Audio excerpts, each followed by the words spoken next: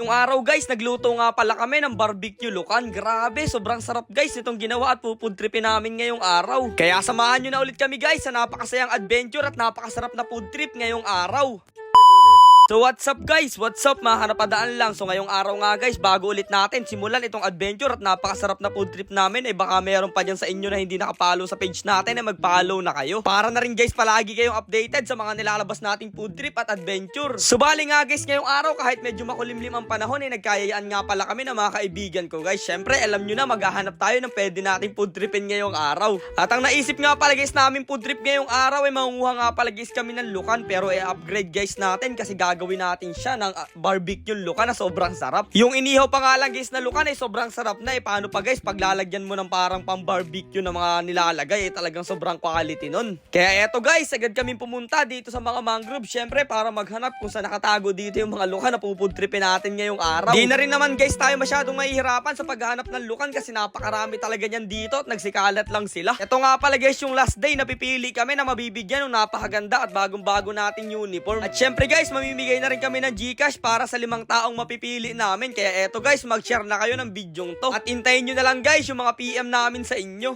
Subali nga guys, after lang namin manguha lahat ng mga magkakaibigan ko, eto na guys yung mga nakuha kaagad namin. Nakarami na rin kaagad kami, sobrang saglit lang. Syempre ang unang first step, second natin gagawin, lalagain muna natin to. Pagkatapos nga guys natin lagain itong mga lukan, syempre aalsin na guys natin ito dito sa kanyang shell para maitusok na guys natin sa mga stick. Buti na lang guys, kahit medyo makulimlim yung panahon hindi umuulan kasi paniguradong mababasa tayo. At eto na guys, titimplahin na nga pala guys natin yung mga ilalagay natin dito sa barbecue lukan. Ayan guys, naglagay lang tayong toyo, ketchup, tapos ayan mga oyster sauce, sibuyas at bawang. Nilagyan na rin namin yan para mamarinate. Syempre para medyo maging sweet naman guys yung lasa, maglalagay tayo ng asukal. Grabe naman guys, kitang-kita nyo na itsura pa lang talagang pang food trip na, talagang pang barbecue lukan pa. Tapos ayan guys, sasamahan nyo pa at itutusok nyo pa sa stick, talaga namang kitang-kita yung barbecue na. Kailangan nga pala guys natin itong sahan ng saging para dyan guys natin itutusok yung mga naitusok na natin sa stick na mga lukan. At eto na guys, so grabe, kitang-kita nyo na napakaganda ng pagkasalansa natin dyan.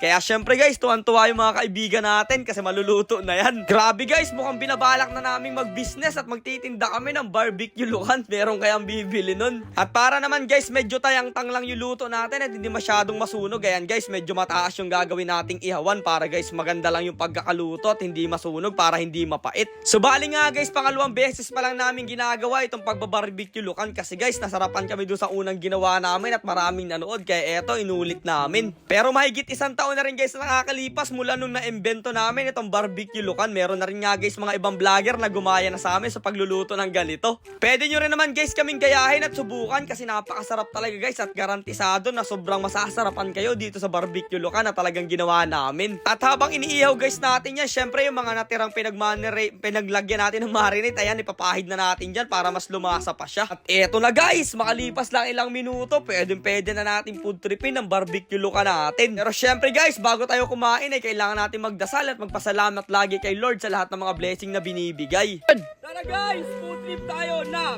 barbecue lukan. Let's go! Let's go! Kuha na tayo! Taas tayo. Grabe itigisa guys ito guys sarap! Kanin. Sarap. Sarap! Barbecue! Nasa. Sarap! Sobrang solid guys. Tapos bahaw. Ayos! Sarap.